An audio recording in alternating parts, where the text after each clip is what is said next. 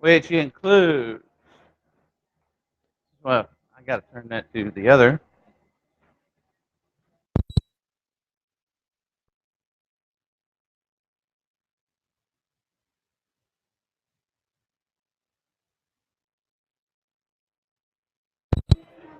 I don't know. Bell rings. Cryotherapy. Cryo. We talked about cryogenics, right? You know, Walt Disney wants to be cryogenics. Cryo doesn't have to work with tears. It's cold. So it's cold therapy, cryotherapy. Application of cold for the first aid of trauma. Now, cold is going to do vasoconstriction. So hopefully we're not going to have as much swelling through the bleeding. All right. Now that's what black and blue is, the swelling and the edema. There's a lot of things that go on as soon as you hit a an injury. As soon as you have an injury, histamine's released. You've heard of antihistamine, haven't you? When you got a snotty nose. Yeah. But histamine is something. Histamine itself is what's in the body that makes tissue permeable. So that gets released. Let's slow this down. You're not going to get you. There's absolutely no way in order to stop 100% swelling from any injury. It's not going to happen. But that first bit of swelling, hey, there's nothing wrong with that. It's good. It's got good stuff in it. If you've got too much swelling, yeah, you got a whole bunch of good stuff in it, but you're going to slow down all of the other things that we need to do, such as range of motion and keep from atrophy and contracture and so forth with the muscles. So we're going to use some cryotherapy and apply it, the application of cold for first aid or trauma. Reduces the adverse conditions related to the inflammatory or reactive phase of the injury. That is what I just talked about, where the histamine comes in. Here comes the white blood cells. They're going to say, hey, something's wrong. You set off the alarm. I got to come. That's my job. So here comes the cavalry with the fire department and the water brigade and so forth, but we got to slow them down. We use price, Price. We know what price is, do we? It is what? Um,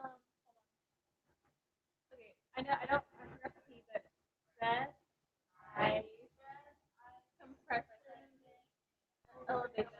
And P would be protection. Exactly. Great job. All right. So we have cryotherapy. The two most common ways of applying cold therapy is going to be ice or cold pack. And then the other is immersion in cold water, etc. All right. That's what the whirlpools. You can use them for cold. You don't have. They don't. And you can use them for warm, depending upon what you're trying to achieve as far as your therapy. But ice and cold packs. Okay. Now they're wet ice is probably the most effective. It's also messy. So if I had, and there's a man that sells this stuff, and I'm not trying to push his product, but I do believe what he sells. All right. So what he has is actually it's just a towel. If I was just to take a towel and make an ice bag like so, put ice in it, and then just fold it up, that would be better than an ice bag. I'm glad you asked that question. All right.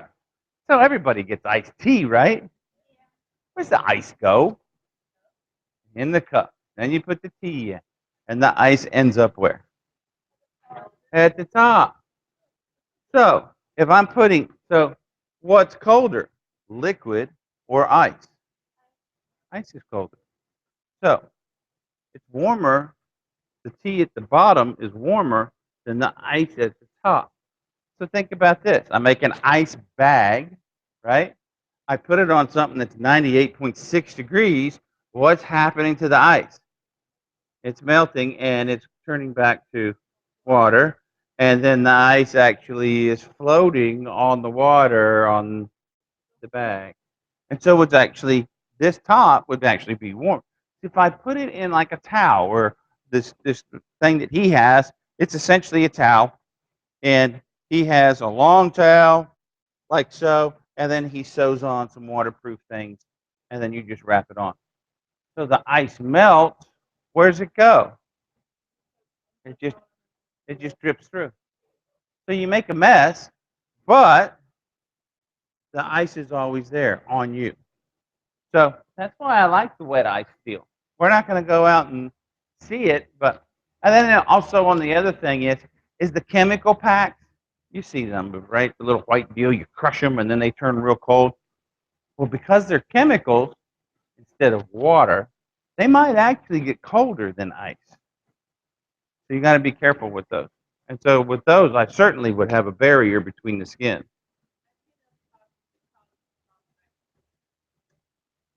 Right there. Icy hot makes money for the people who make it. Therapeutically, nothing. If you are 60 years old and you have arthritis and you live with pain all the time, you put it on and it helps cover the pain. Does it make the arthritis go away? No. Does it actually increase body temperature and muscle? Absolutely not.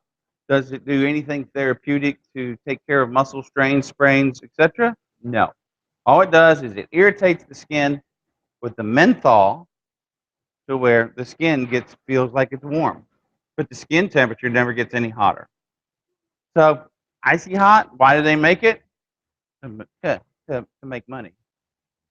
So the physiological effects of cold. When you place cold on the skin for about 15 to 20 minutes, the temperature at a temperature of 50 degrees Fahrenheit or less, you will get vasoconstriction.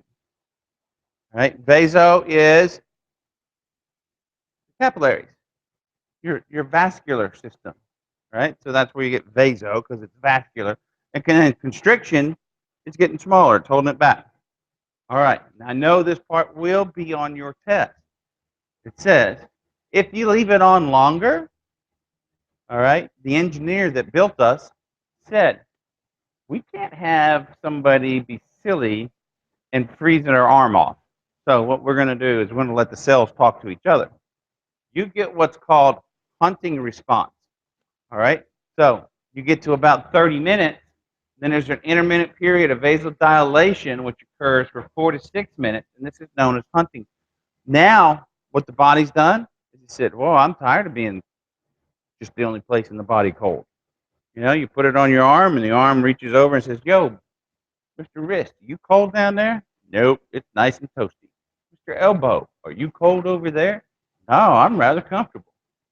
Why are you cold? I don't know.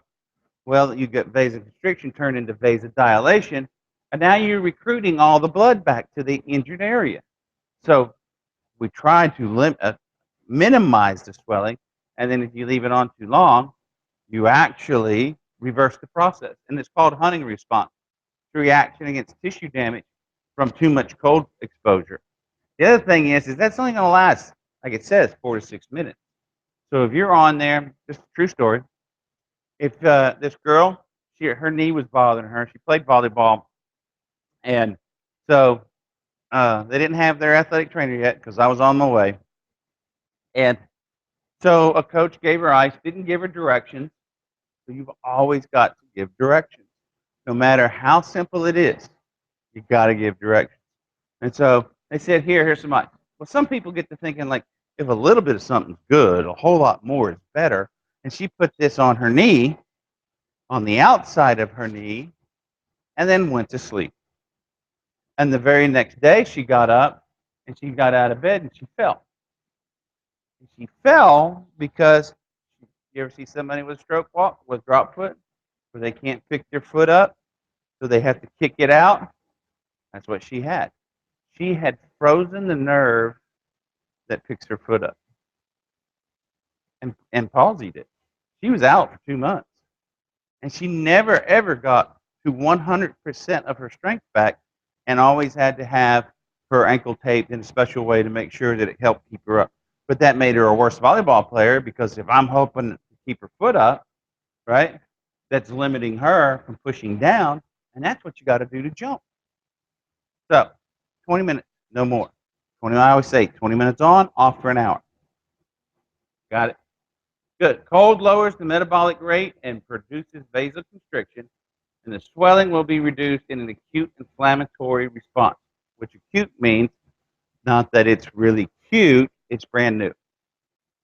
So cold does not reduce swelling that's already present. So if it's already present, it's not going to get rid of it.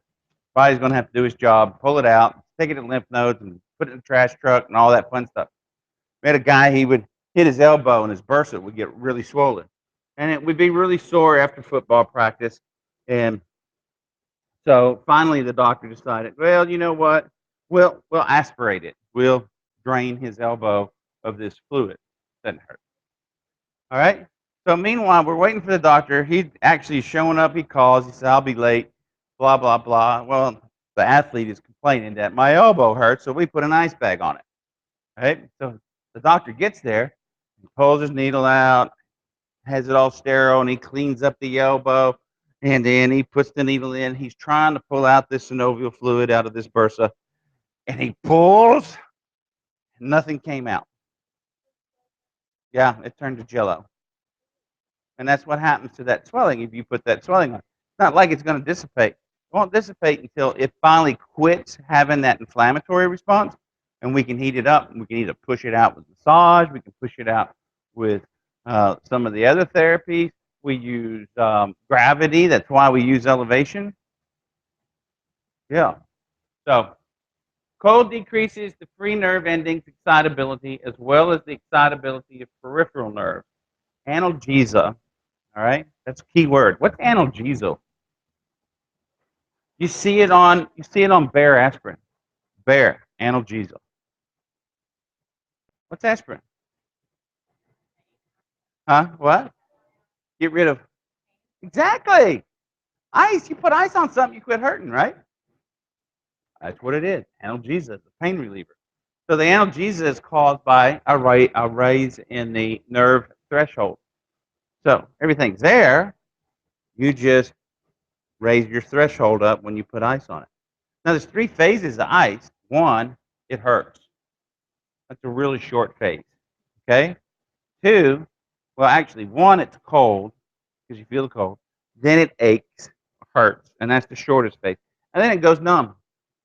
All right? So those are the three phases that the nerves go through. You can tell when you finally reach that threshold when it finally goes numb. All right?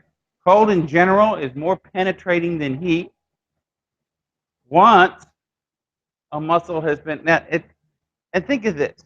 All right, so we take our skin, we peel it back, we see this yellow stuff. Right? What's that? Yeah, you're right. It's fat. Remember that George that would eat that pizza because he tried to lose weight last year? The little movie talked about AEDK. All elephants drink Kool-Aid. Talked about fat. And what was one of the things that fat does? Insulates. Gosh, you guys are smart. So, but think of your house. Is it easier to heat your house up from the inside out, or is it easier to cool your house down from the inside? If you turn your thermostat off in the summer, it heats up. But does it heat up more in the summer than what it drops in the winter? In the winter, it gets cold quick. It takes energy to heat things up. Technically, it takes energy also if you turn the air conditioner on. But energy, I mean, if you go out to space, it's cold. I mean, stuff on Earth is not even comparable. You go to the next planet over, we can't live there because it's too cold. The next planet over that way, we can't live there because it's too hot, right? But if I take my thermostat and turn it off in the summer, I could probably get it up to about 80, 85 degrees in the house. Meanwhile, it's 100 degrees, 105 degrees outside. But if I turn the heat off in the fall or in the winter, right, it gets a whole lot lower. It'll be in the 50s. It'll be a 50, easy. So same with this. That insulation does a whole lot better job keeping heat out than what it does keeping the cold out. So once in a while, once a muscle has been cooled through the subcutaneous fat layer, cold's effect lasts longer than the heat effect because fat acts as an insulator against rewarming. Cooling also has the ability to decrease muscle fatigue and increase and maintain muscular contraction. This is because of a decrease of the local metabolic rate and the tissue temperature. Remember, it's 13 for each degree that you raise when you raise your body when you do your warm up is a 13% increase in your metabolism. We learned that last year, right? 13% increase. Well, what about if we drop it? So we decrease our metabolism, okay? And because we decrease our metabolism, we can hold our muscular contraction.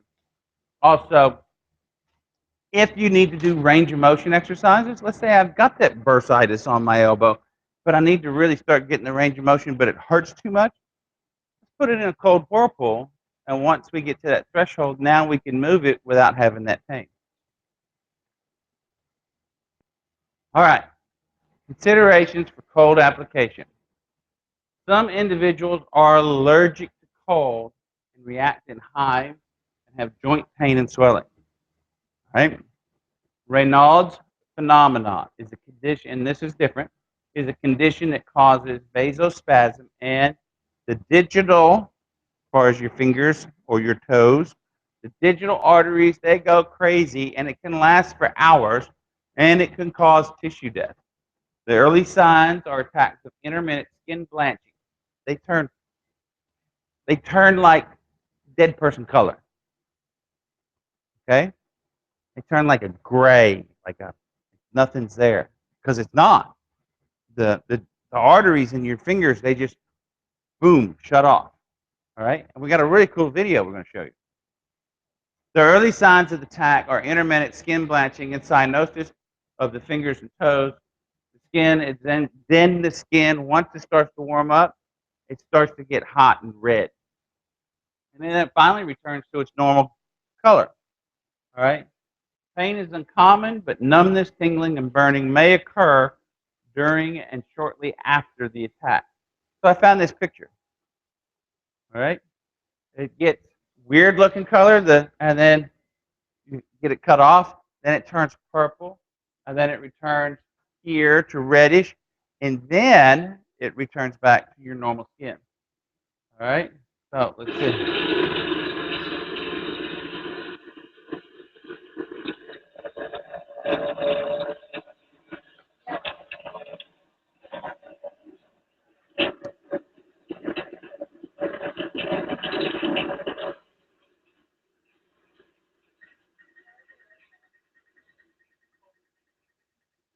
See how her ring finger is coming wrong? So she puts it under warm water, not hot, but warm. Huh? Yeah, it does. Because, like, whenever you get in the hot tub, like, after you're out before your toes, like, yeah, that happens. And sit there Look how, when she's done, and I mean, this video is not very long, but when it's done, she will be able to, look at that, the ring finger is already all the way done now. And her index finger. Yes. All right, Reynolds, what happens is that the arteries for your digits, for your fingers, they just clamp down. And then they finally, once you finally get them to a point to where they can open back up, then they turn. So, yes and no. You most certainly, if you've got this condition, you certainly want to wear gloves. You want to make sure that you try to keep your digits warm, your feet, your hands. She's just got half of a finger left.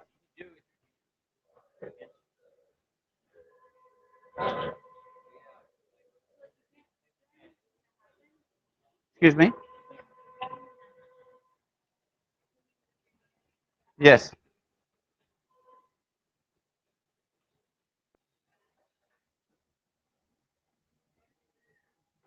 Pretty cool, huh? All right. We will work on ice massage and ice cups tomorrow. I want you to make sure that you know about hunting response.